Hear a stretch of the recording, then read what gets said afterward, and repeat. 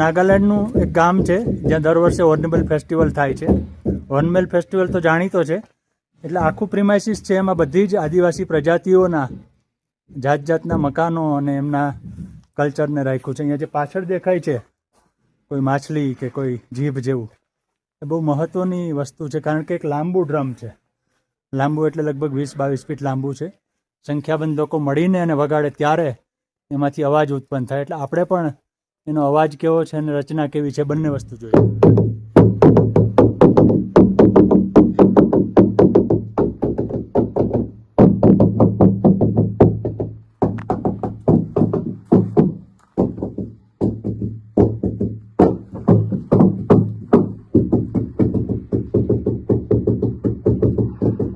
એટલે આ ડ્રમ તમે એકલાય વગાડ્યું એટલે એનો જાત જાતનો અવાજ આપણાથી નીકળી ન શકે, કારણ કે આ પ્રજાતિ છે આદિવાસી પ્રજાતિ, એ બધા ભેગા થઈ અને ઉત્સવ વખતે એકસાથે વગાડે, કારણ કે એની અંદર એના વગાડવાના હાથા પડ્યા છે અને વગાડેલા છે એના ખાંચા થઈ ગયા છે. અને આ લાકડાનો આકાર છે જેમાં આ કોઈ માછલી જેવું લાગે છે, પણ દરેક ટ્રાઇબ પોતાનું આ લોંગ ડ્રમ છે એ પોતાના વિવિધ પશુઓ પ્રમાણે, એટલે કોઈમાં ગાયનું મોઢું જોવા મળે, કોઈમાં બીજું પણ મોઢું જોવા મળે. અને એમાં બીજું એવું છે કે આ અંદર લાકડું પોલું છે, હું તમને એ પણ બતાવું. અહીંયા ભાઈને જોઈને તમને ખબર પડે કે ડ્રમની સાઇઝ કેવડી મોટી છે. એમના વગાડશે એટલે એનો અવાજ પણ આપણને ખબર પડે કે એકથી વધુ લોકો વગાડે તો જાત જાતના અવાજ નીકળી શકે. સંગીતની જાણકારી હોય તો એને લયબદ્ધ રીતે વગાડતા પણ આવડે.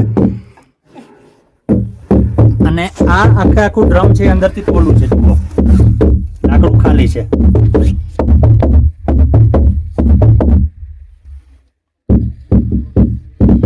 એટલે લાકડાનું વિશાળ થડ છે, એને લોકોએ ડ્રમ એટલે આપણે ઢોલ કહીએ કે વાજિંત્ર કહીએ કે વાદ્ય યંત્ર જે કહીએ, અને સુંગ કોંગ એવું એનું નામ છે, આવો લોંગ ડ્રમ એવું પણ કહેવાય છે. એટલે કઈ રીતે આ લોકો પોતાનો ઉત્સવ ઉજવે.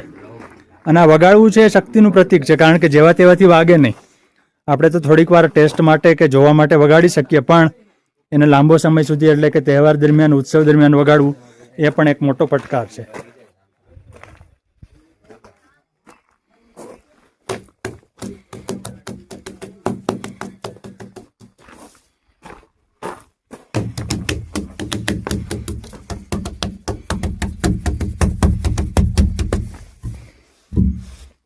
જે જગ્યા છે એ કિસ્સામાં ગામ છે. કીથી શરૂ થતું એક ગામ, સાથી શરૂ થતું એક ગામ, અને એમે નાગાલેન્ડની ભાષામાં મા એટલે ગામ, એટલે કિસ્સામાં છે આમ તો એક ગામ છે પણ બે ગામ ભેગા મળીને બનેલું છે. અને આ હોર્નબિલ ફેસ્ટિવલ જે દર વર્ષે 1લી થી 10મી ડિસેમ્બર દરમિયાન યોજાય છે, એમાં એનું આ યજમાન સ્થળ છે, એટલે કે આ જગ્યાએ યોજાય છે. નીચે મેદાનો છે, અહીંયા બધા જ આદિવાસીઓના અલગ અલગ પ્રકારના ઘરો બતાવેલા છે, અને એ ઘરની બહાર આવી રીતે બોર્ડ માર્કેલા છે કે આ આદિવાસી પ્રજાતિ કઈ છે. કારણ કે આપણને જે એક નાગાલેન્ડ લાગે છે એ મૂળભૂત રીતે 16 અલગ અલગ પ્રજાતિઓનું બનેલું રાજ્ય છે. દરેકના રીત રિવાજ, દરેકની પરંપરા નોખી છે. જેમ કે આ મકાન છે એની બહાર એને લાકડાનો કેટલો ઊંચો સ્તંભ રાખ્યો છે, અને અરજુ પ્રકારની જે આદિવાસી પ્રજાતિ છે એનું એ મકાન છે, જેમાં નીચે વાંસનો ઉપયોગ છે, પછી મજબૂત લાકડા છે, પછી ઘાસ છે, ઉપર પાછી છત વાંસની છે, અને બહાર અહીંયા રીંગ જેવા આપણે કાનમાં કુંડળ પહેર્યા હોય એવા કુંડળ પણ પહેરાવ્યા છે. એટલે દરેક આદિવાસીનું મકાન અલગ અલગ છે. તો બધા આદિવાસીઓ આપણે નાગાલેન્ડમાં આવીએ ત્યારે જોઈ ન શકીએ, મળી ન શકીએ, ફરી ન શકીએ. એટલા માટે આ હોર્નબિલ ફેસ્ટિવલ શરૂ કરવામાં આવ્યો છે કે જ્યાં નાગાલેન્ડની તમામ મુખ્ય 16 પ્રજાતિઓ એક સાથે આવે, પોતાની સંસ્કૃતિ રજૂ કરે. અહીંયા લખ્યું છે ચાંગ મુરુંગ, એટલે એક પ્રકારનું હોસ્ટેલ ગણો તો પણ ચાલે. તો આ મોરુંગનો દેખાવ કેવો છે એ આપણને ખબર પડે છે. અને અગાઉ આપણે જોયું એવું અહીંયા લાંબુ બીજું ડ્રમ છે, જેમાં આકાર જોઈને ખબર પડી જાય કે વાઘ છે. ઉપર તો સ્વાભાવિક રીતે કે મનુષ્યની ખોપરીઓ અને પછી મિથુન છે એના મોહરા રાખ્યા છે. નાગા પ્રજાતિ છે, સાવ છેલ્લા થાંભલામાં મગર છે, અને આ કદાવર વાઘનું શિલ્પ છે, એટલે કે એનું છે. આમાં પણ આ રીતે અંદરથી ખાલી કરેલું છે. અત્યારે આ જગ્યાઓ ખાલી છે. જ્યારે હોર્નબિલ ફેસ્ટિવલ હોય ત્યારે અહીંયા એકદમ જ ભરપૂર જોવા મળે. જેમ કે અહીંયા બહાર આવો થાંભલો બનાવેલો છે, ખાસ પ્રકારનું એ લોકોએ ઘાસ વાપર્યું છે, અને કદાચ એને કલર કરેલો છે કે ઓરિજિનલ છે આપણને ખબર નથી પડતી, કારણ કે અહીંયા એની માર્ગદર્શન આપનારું અત્યારે તો કોઈ નથી. પહાડી વિસ્તારના ઘરો છે એટલે એને ત્રિકોણાકાર જ મોટે ભાગે બનાવ્યા છે કે જે એને ટકવામાં મજબૂતીનું કામ આપે, અને ઘાસનો ઉપયોગ ભરપૂર થયો છે. તો પાછળ પણ બીજા કેટલાક મકાનો દેખાય છે. આ બાજુ પણ એક દૂર મકાન દેખાય છે, ને એની ઉપર તો આમ કલગી હોય એવી કલગીઓ પણ ફિટ કરેલી છે. આ ઘર દેખાય છે ખિયામિનુંગાન નામની આદિવાસી પ્રજાતિનું છે, અને બર્મા સરહદ ઉપર એમની વસ્તી છે. આમાં પણ જે જોવા જેવું છે, આ લાકડાનું કદાવર થડ આખે આખું એમાંથી એમણે કંઈક બનાવ્યું છે. અને દરેક જગ્યાએ એમ હોય કે નવી પેઢી ને જૂની પેઢીનો સંઘર્ષ થાય છે. અહીંયા પણ જૂની પેઢી પરંપરા ટકાવવા માટેનું કામ કરે છે. સાથોસાથ પ્રવાસીઓ આવે અને ઓનલાઈન પેમેન્ટ કરે એની સગવડ પણ રાખી છે. અને આ લોકોનું લાકડાનું કામ પણ બહુ અદ્ભુત છે. જુઓ તો પ્રકૃતિ ઉપર નિર્ભર રહીને કઈ રીતે સારા મકાનો એસ્થેટિક બનાવી શકાય એનો પણ આ નમૂનો છે કે ભાઈ આમાં અમારે શહેરમાંથી કોઈ વસ્તુ લઈ આવવી પડતી નથી. કારણ કે મોટાભાગની પ્રજાતિઓ એવી જગ્યાએ રહે છે કે એમને કોઈ વસ્તુ બહારથી લેવા મૂકવાનું પોસાય નહીં, એટલે પોતાની રીતે જ ઉત્પાદિત થવું જોઈએ.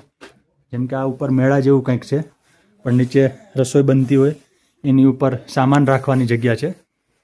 આ જગ્યા નાગાલેન્ડ માટે હેરિટેજ વિલેજ છે, એટલે અહીંયા દૂર ઉપર નાગા હેરિટેજ વિલેજ લખ્યું છે, જેમ હોલિવૂડની સાઇન પહાડી ઉપર લખેલી છે એવી રીતે, જેથી દૂરથી પ્રવાસીઓને દેખાય. અને પછી નીચે ક્રમશઃ એક પછી એક પ્રજાતિના મકાનો બનાવેલા છે. જેમ કે આ માથે છોગાવાળું, પછીનું મકાન છે એમાં જે ઉપર આમ કલગી નીકળી છે એક ઊંચે. સામાન્ય રીતે બહારથી જોતા હોઈએ, આ વખતે પહેલાં અંદરથી જોઈએ છે. આ પણ ડ્રમ જ છે લાંબુ, અને એમાં હાથીની સૂંઢ આગળ કોતરેલી છે, એટલે હાથીના શેપનું, હાથી આકારનું ડ્રમ બનાવ્યું છે. આ મકાનમાં પ્રમાણમાં સામગ્રી બીજી ઓછી છે. આ લોથા પ્રજાતિનું મુરંગ છે, અને એના બાંધકામમાં જોઈ શકાય છે કે વાંસનો અને ઘાસનો વ્યાપક ઉપયોગ છે. એ લોકોનું જરા ઊંચું છે.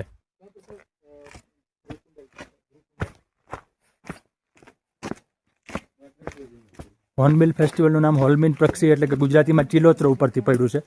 તો અહીંયા જુઓ ચિલોત્રાનું જે ભરપૂર કરેલું છે કોતરકામ, એ પણ જોવા મળે છે. એટલે નાગાલેન્ડને સમજવું હોય તો હોર્નબિલ ફેસ્ટિવલ દરમિયાન અહીંયા આવવું જોઈએ, તો આપણને ખબર પડે કે આ કેટલો બધો વાઇબ્રન્ટ અને ભવ્ય પ્રદેશ છે, અને એની 16 પ્રજાતિઓ કઈ રીતે રહે છે.